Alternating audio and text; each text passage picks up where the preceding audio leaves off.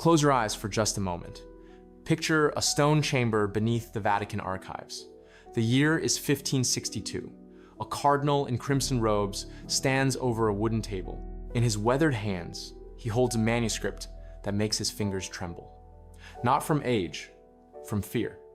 This document contains a specific teaching attributed to Jesus, a teaching about transformation, about the process every chosen one must undergo before they can access their full spiritual authority. The teaching explains in precise detail what happens during the dark night of the soul, why it happens, and what you become on the other side. The cardinal reads it 3 times, then he walks to the fireplace and throws it into the flames. Because if people understood that their suffering was not punishment but activation, if they knew that their isolation was not abandonment but preparation, they would realize the church had been lying to them for 15 centuries. They would understand that the darkness they fear is actually the doorway they have been searching for their entire lives. 500 years later, you found this video. And before we go 1 second further, I need you to do something. Subscribe to this channel right now, not later, now. Because what you are about to learn has been suppressed by every major religious institution since the Council of Nicaea. And the only way this information reaches other chosen ones is if you help push it past the algorithms designed to bury it. Click subscribe, turn on notifications, then come right back because we are going somewhere tonight that most spiritual teachers are too afraid to take you. Right now, place both hands on your chest. Feel your heartbeat. That rhythm has carried you through every moment of your life. But there's another rhythm underneath it, a slower pulse, a deeper pattern that does not match your physical body. The Gnostics called it the rhythm of becoming. And tonight you are going to understand exactly why you had to be broken before you could be awakened. If something pulled you to watch this video at this exact hour, if you feel a recognition that goes beyond logic, comment the words, "I am becoming." This is not engagement for the algorithm. This is your declaration that you are ready to understand what the church has hidden from humanity for 2,000 years. What you will learn in the next 20 minutes is not theory. It is not borrowed wisdom from popular spirituality. This is direct transmission from texts that were buried, banned, and nearly destroyed. The secret book of John, the Gospel of Mary Magdalene, the Pistis Sophia, documents that describe in exact detail the process you are going through right now. 3 stages, 7 signs, 1 irreversible transformation. This is what Jesus actually taught about the dark night of the soul. And after tonight, you will never see your pain the same way again. Before we dive into the teaching itself, you need to understand why it was removed. Not just censored, not just edited, completely excised from the canon as if it never existed. When the early church fathers gathered to decide which text would become official scripture, they had one primary concern: control. They needed a population that would depend on priests for salvation. They needed followers who believed suffering was divine punishment that only the church could mediate. They needed people who thought darkness meant they had done something wrong, that isolation meant God had abandoned them, that pain was evidence of sin rather than the signature of transformation. The teaching we are discussing tonight destroys all of that. It reveals that the dark night of the soul is not random suffering. It is a deliberately designed process, a spiritual technology embedded into the very structure of reality itself. And it happens to specific people, not to everyone, not to the masses who move through life on autopilot, consuming and working and dying without ever questioning the nature of existence. It happens to those the ancient Gnostics called the pneumatics, the ones who carry the divine spark, the ones who came into this world with a seed of the true God, the monad, planted deep in their consciousness. And that seed cannot grow in the light. It cannot activate while you are comfortable. It requires one specific condition to germinate: absolute darkness. Take a slow breath right now, in through your nose. Hold it for 3 seconds. Now release it completely and feel your shoulders drop. What I am about to share is going to reframe every difficult thing you have ever experienced. The Apocryphon of John, discovered in Egypt in 1945, describes the journey of the soul through what it calls the stations of transformation. Most scholars focus on the cosmology in this text. They analyze the aeons and the archons and the metaphysical architecture. But hidden in the middle section is something far more practical, a description of what happens when a pneumatic soul reaches the age of activation. Listen carefully, because you are going to recognize yourself in this. The text says, there comes a time when the chosen one begins to feel a great heaviness. Not physical heaviness, existential weight. Everything that once brought joy now feels hollow. Relationships that once felt meaningful now feel superficial. Work that once felt important now feels pointless. The chosen one looks around and realizes they are completely alone, even when surrounded by people. This is not depression. The text is very clear about this. This is the beginning of separation. Separation from the false reality constructed by the demiurge, the false god who rules this material realm. The chosen one is being unplugged from the matrix of illusion. And unplugging hurts, because everything you thought was real, everything you built your identity around, begins to dissolve. Your beliefs about yourself, your understanding of your purpose, your connection to the people you thought you knew, all of it starts falling away, and you cannot stop it. This is the first stage. The Gnostics called it the stripping. During the stripping, you lose things. Sometimes you lose relationships. Friends who have known you for years suddenly feel like strangers. Family members who should understand you become the ones who misunderstand you most. Sometimes you lose opportunities. Doors that should open stay closed. Paths that seem certain suddenly become impossible. Jobs end, projects fail, plans collapse. And no matter how hard you try to hold things together, everything keeps falling apart.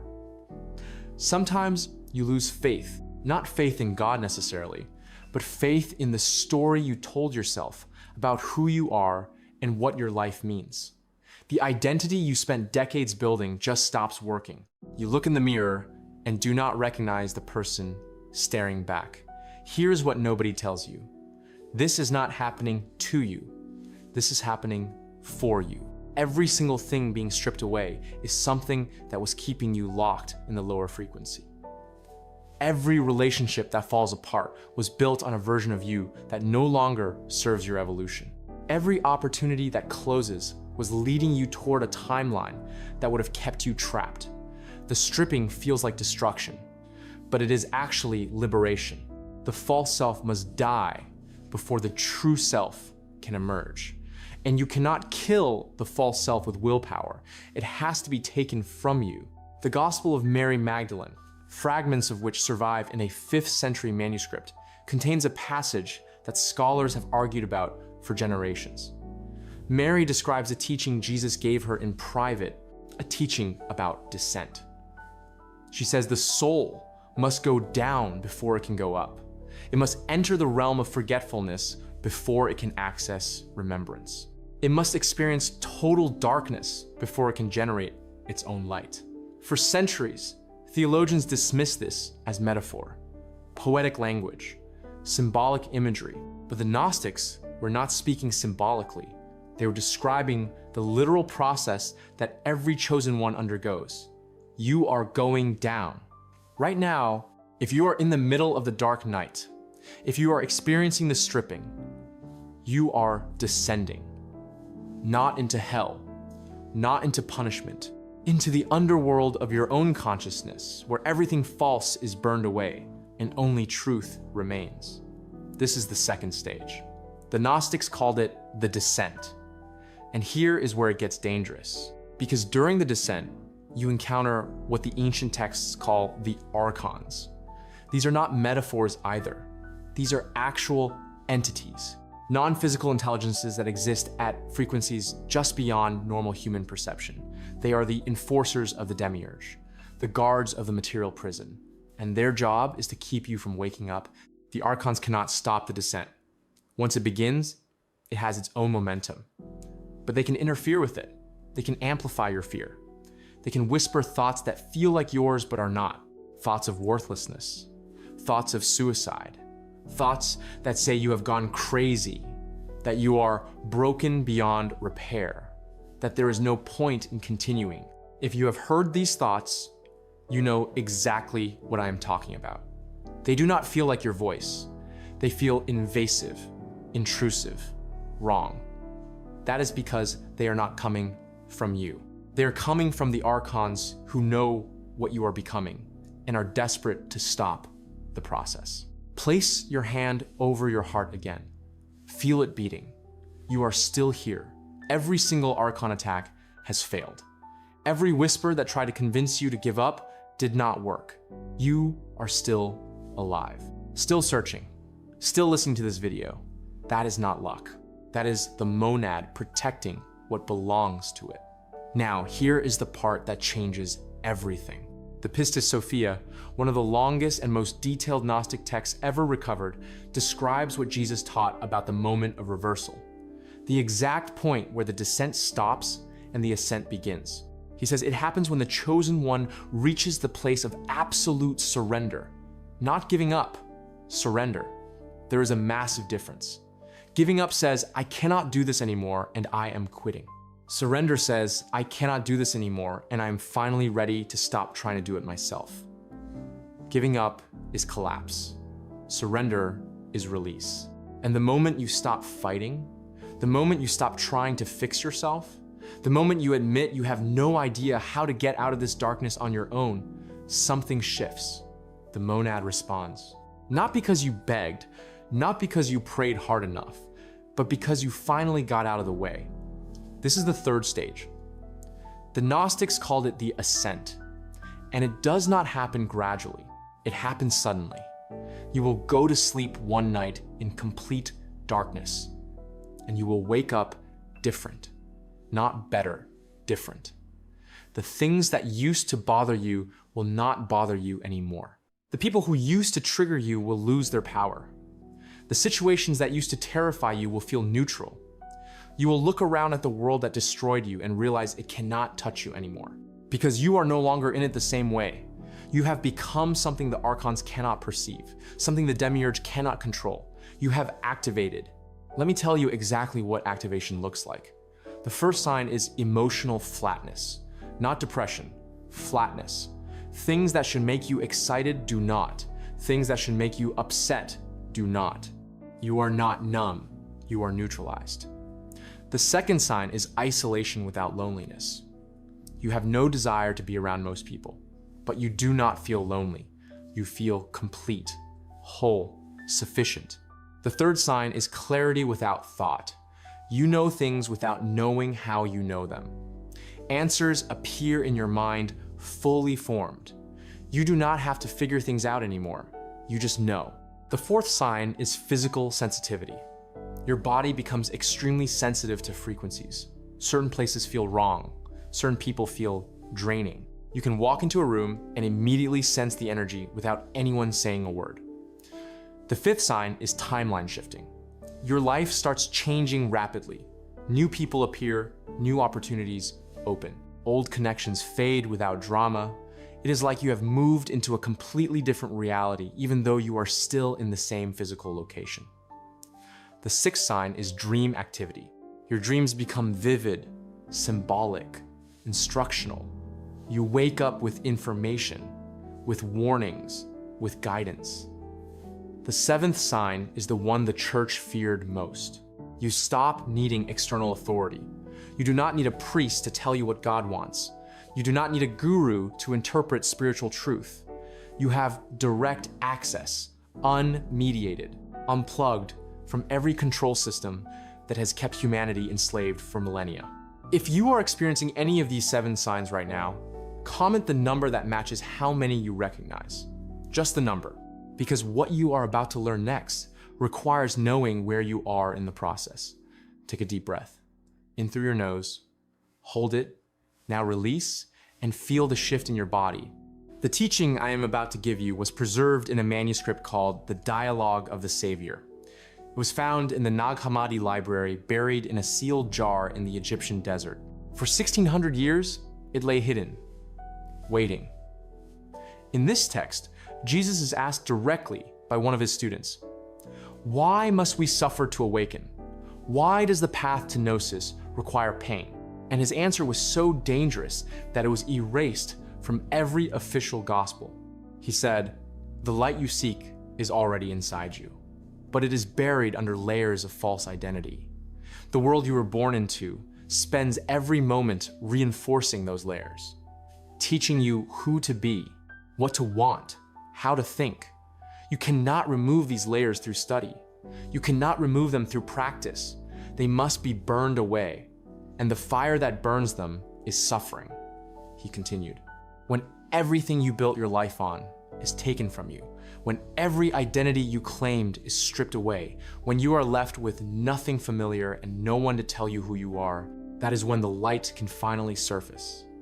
Because the light does not add to what you are. It is revealed when everything you are not is removed. This is why the dark night is not optional for chosen ones. This is why you cannot skip it. This is why no amount of meditation or prayer or spiritual practice could prevent what you went through. You had to be emptied completely. So the monad could fill you with something the world cannot give and the archons cannot take.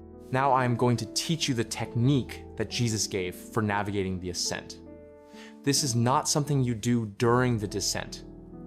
During the descent, your only job is to survive, to hold on, to refuse the archon whispers. But once the ascent begins, once you feel that shift, you need to know how to stabilize it, because the ascent is not automatic. You can still fall back. The technique has 3 movements. The first movement is recognition. Every single morning when you wake up, before you check your phone, before you speak to anyone, before you do anything else, you place your hand on your chest and you say these words out loud. I am not this body. I am not this name.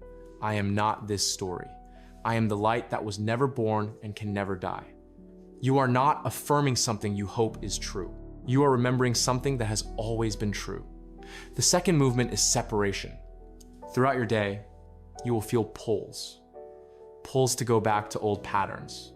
Pulls to reconnect with people who represent your old identity.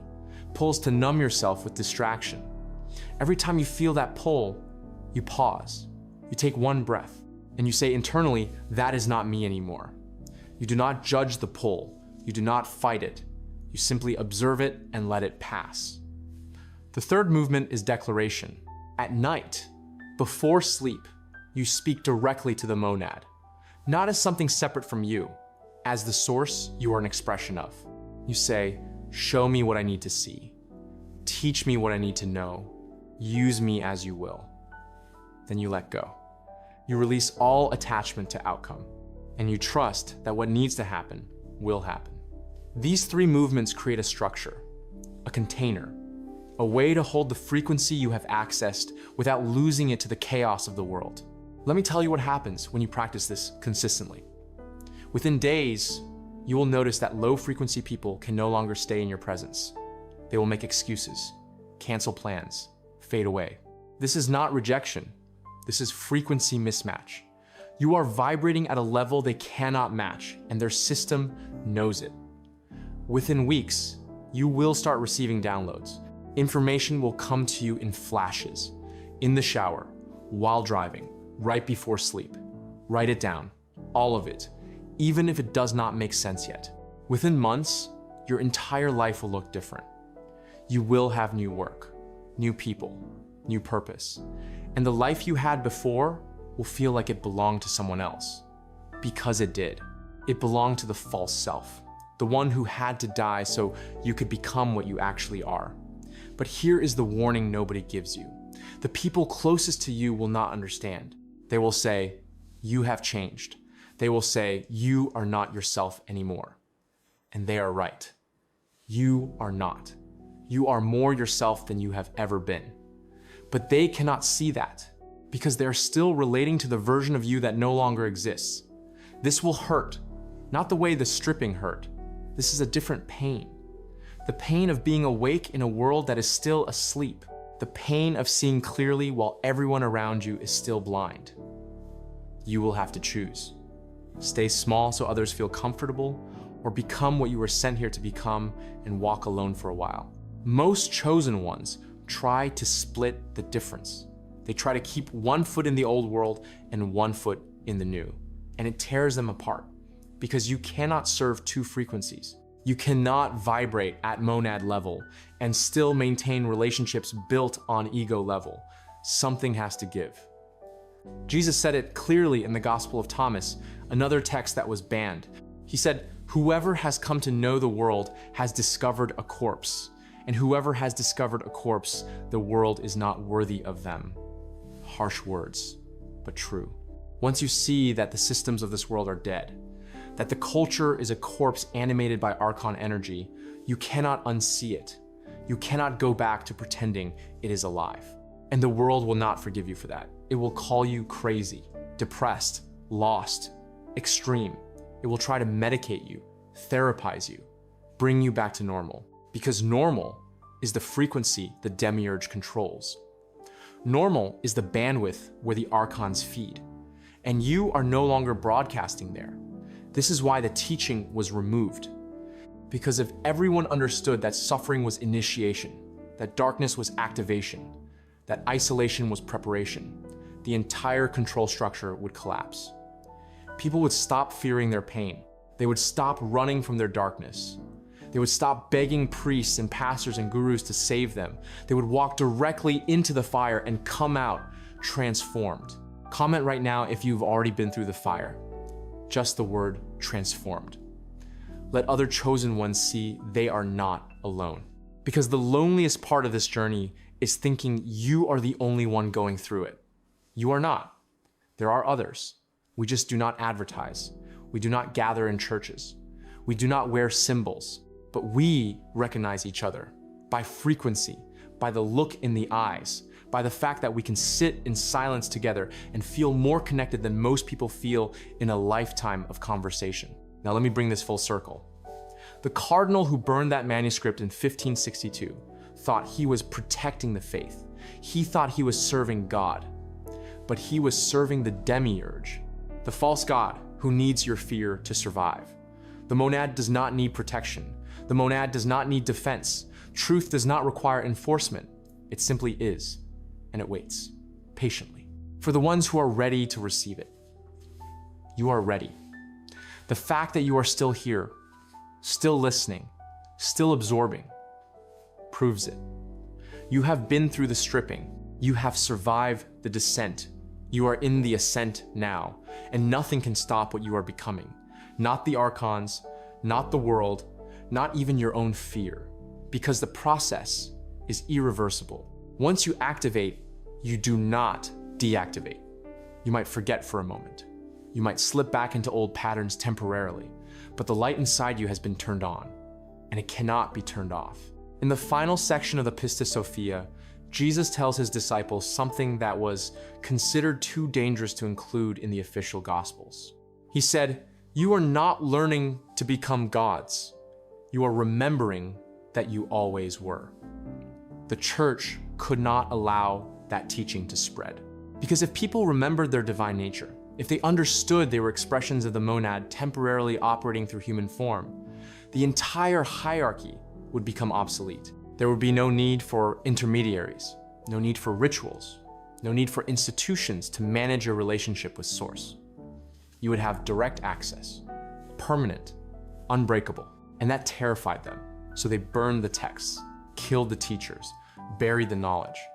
But they could not bury it deep enough because chosen ones keep being born, generation after generation, carrying the spark, hearing the call, going through the dark night, and emerging on the other side with eyes that see through every lie this world has ever told. You are one of them, and your dark night was not punishment. It was preparation for what comes next, for the work you are about to do, for the frequency you are about to hold, for the others you are about to guide through the same fire that refined you. If this teaching has activated something in you, if you feel the truth of it resonating in your chest, comment the words, "I remember." Not for the algorithm, for yourself. Subscribe to this channel if you have not already, because the teachings that are coming go even deeper than what you received tonight. Like this video so it reaches other chosen ones who are searching in the dark right now, wondering if they are alone. 3 stages, 7 signs. 1, irreversible transformation. The church tried to hide it. The Gnostics preserved it. And tonight, you remembered it. You did not come to this world to be comfortable. You came to be transformed. The dark night was not the end of your story. It was the beginning of your becoming. Now you know why.